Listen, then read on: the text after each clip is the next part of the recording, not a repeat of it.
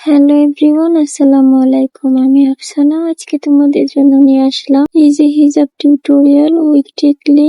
ভিডিওটি না টেনে শেষ পর্যন্ত দেখতে থাকো। ফার্স্টে আমি হিজাবের একটি পার্ট ছোট আর একটি পার্ট বড় করে কপাল থেকে রাউন্ড শেপ করে মাথার পেছন দিক থেকে একটি পিন দিয়ে পিন আপ করে নিলাম। দেন আমি একটি টিকলি পরে নিয়েছি।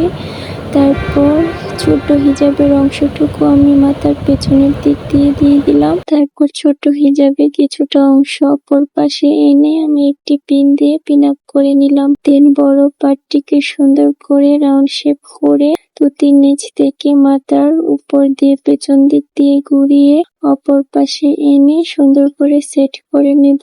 তারপর একটি স্ট্রেট পিন দিয়ে পিন আপ করে নিলাম।